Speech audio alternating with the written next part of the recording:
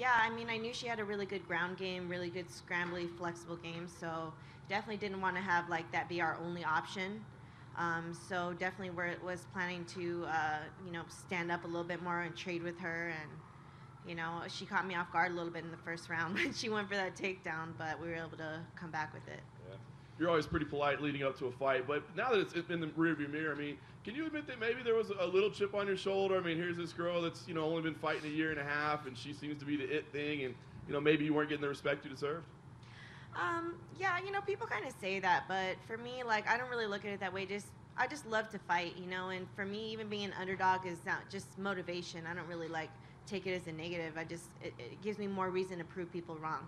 Right. And last thing for me, I know that you didn't want to talk about Rose, talk about the title, that sort of thing, but I mean, there's an interesting history there, and this is a big win over somebody that was on the rise. I mean, do you feel that you should at least be in that discussion?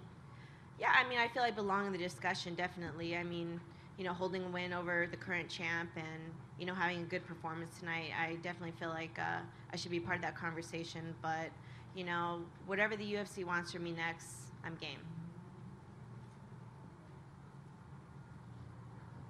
Cynthia was fairly vocal after the fight. She was standing outside of the octagon, sort of calling it bullshit. Just did you see that, and what were your thoughts when you saw that?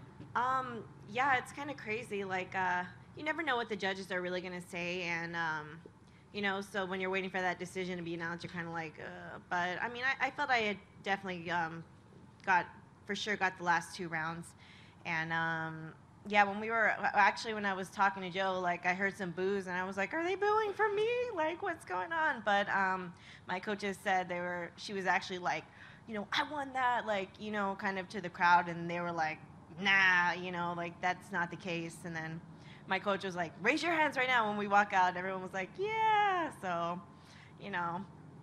Well, and just on that sort of topic, I mean, I know you guys try to block out whatever you can, but the crowd seemed firmly on your side throughout the fight. I mean, did you hear that? Were you conscious of that?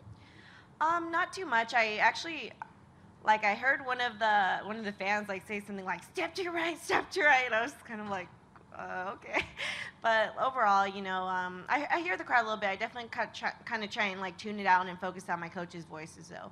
Then is it particularly rewarding winning a fight like that, where you did sort of start slow in that first round and got to show your toughness a little bit by overcoming that? Yeah, I think it shows my toughness and my experience because I've been fighting pro for 8 years now, and I've had a lot of adversity throughout my career. I've had around 20 fights, so I think I've been in deep water before, and I think coming back from that just goes to show my experience. Carla, at the end, the first round, you kind of spent a lot of time on your back, but at the end of the round, there was a sort of wild scrambling affair where you got on top and the crowd seemed to really be in your favor. Could you feel the momentum change at that time, and then how did that really help you go into the second and third rounds?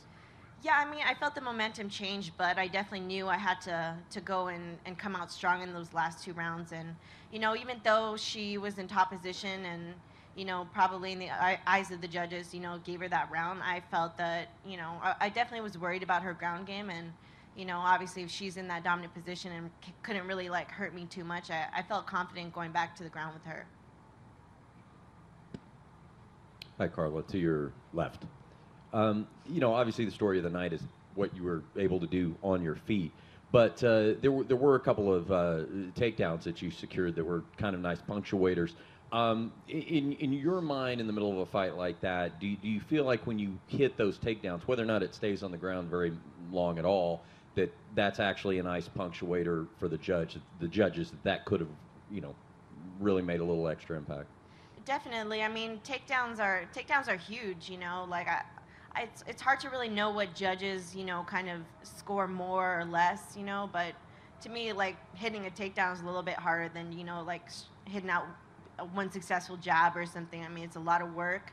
You're getting that position. So yeah, I definitely feel that the judges look highly on that, but you never know. It depends where you're at too, because I've had a fight before where I hit a lot of takedowns and the judges weren't really taking it into account. Hey Carla, that was the first loss of Cynthia's career. Is there any advice that you would give her in terms of how she would be able to bounce back from this? I guess it's hard to give her advice because she's been fighting a relatively short time professionally, and I've seen like a big improvement in her game.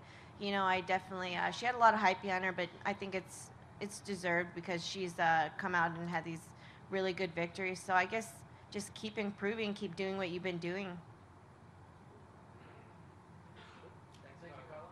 Thank you.